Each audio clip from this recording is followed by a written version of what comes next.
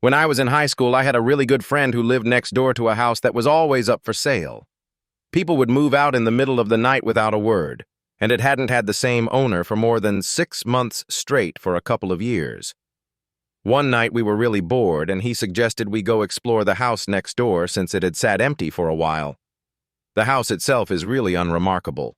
It looked like it was built in maybe the 1950s and was a craftsman-style house in an older, nicer part of town. My friend's house was similarly built. The kitchen had a really nice built-in breakfast table set against a picture window. The house's electricity was off, but you could see the streetlight through the window. My friend and I sit down on the floor across from a table just talking. All of a sudden, my friend screams, and in that instant, my vision goes black. But it wasn't that I just couldn't see. My body was engulfed in this sickly coldness from head to toe. I start screaming, and I feel my friend's hand grabbing mine and pulling me in some direction forcefully. My vision slowly comes back, and I started to warm up when I realized that we're outside under the streetlight. It was December, and should have been much warmer inside of that house. Finally, I look at my friend, and he looks scared.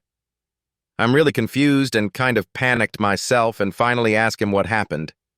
He says that as I was talking, a black thing, this figure that was all black and only had the vague shape of a girl, crawled out from under the table and sat on top of me.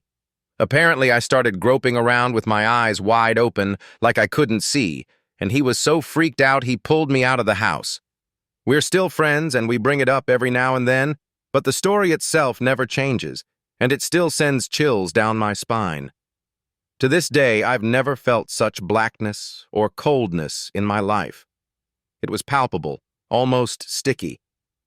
For a couple of days afterward, I couldn't shake this unsettling feeling, and I could never walk past that house again.